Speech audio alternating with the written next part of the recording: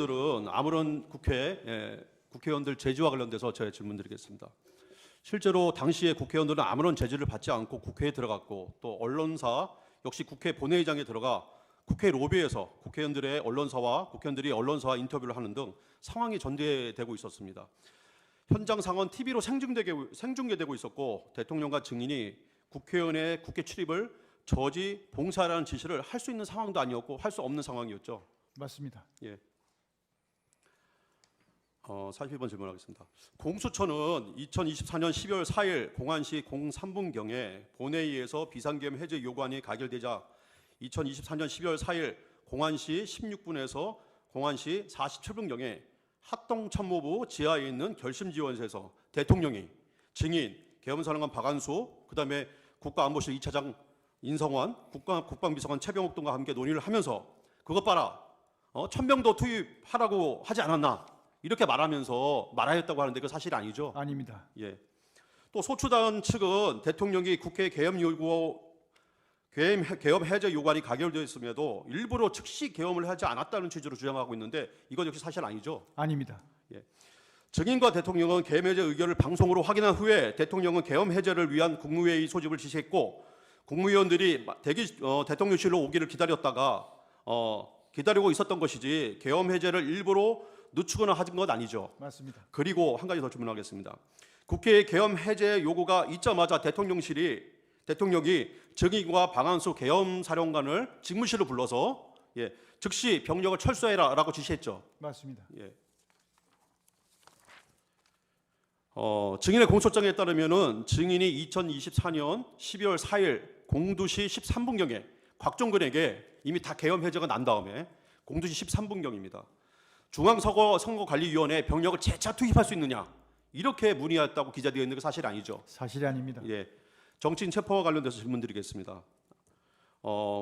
공소장과 증인의 공소장과 소수인 측 주장에 따르면은 증인이 2024년 12월 3일 22시 27분경에 계엄 선포 전에 비상계엄이 선포되자 그 무렵 방첩사령관 여인에게 전화를 해서 정치인들 10여 명의 이름을 불러주고 체포하라고 지시를 하였다는데 사실 아니죠? 사실이 아닙니다. 예. 증인이 대통령으로부터 특정 정치인을 체포하라는 지시 받은 적이 있습니까? 증인이? 그런 대통령으로부터 그런 지시를 받은 적은 전혀 없고요. 예. 이것은 이제 제가 이제 그 다음 질문이 있습니다. 네. 예. 증인은 검찰 조사에서 정치인들의 위치를 파악하라고 지시하였다고 진술을 하였는데요.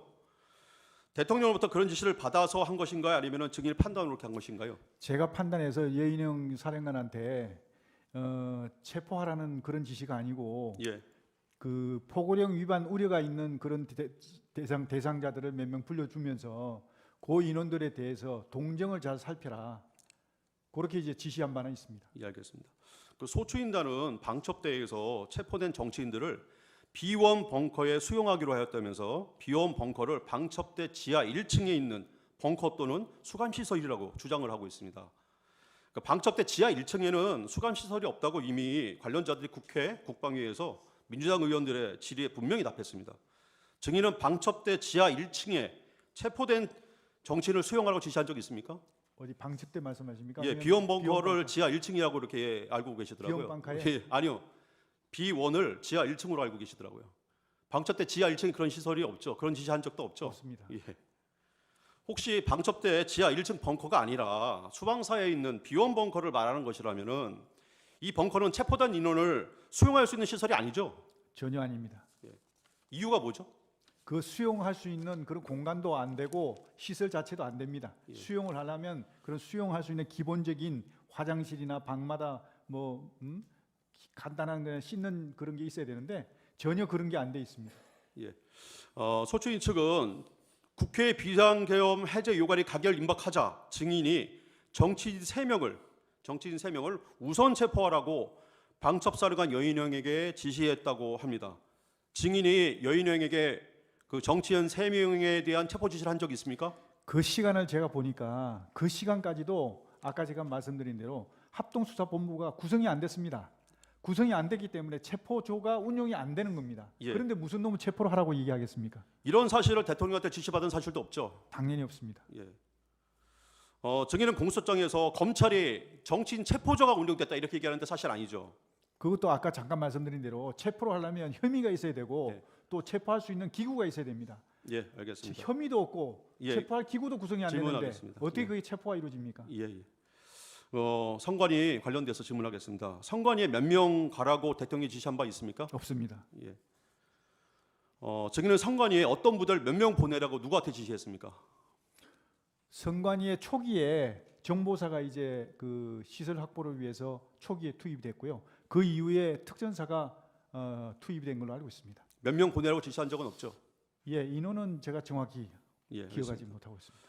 증인은 선관위에 출동한 지휘관들에게 선관위 직원과 핸드폰 등에 대한 압수 또는 체포 지시를 내린 바 있습니까? 그런 사실은 없습니다. 다만 이제 임무 수행을 위해서 필요한 조치를 하라고는 제가 그 임무를 줬지만 구체적으로 지시하는 것은 그 장관이 해야 될 일은 아닌 것 같습니다. 예.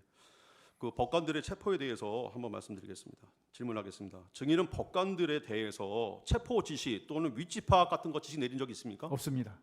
그럼 대통령께서 증인에게 법관 체포를 지시한 적 있습니까? 없습니다. 말이 안 됩니다. 예, 이상입니다.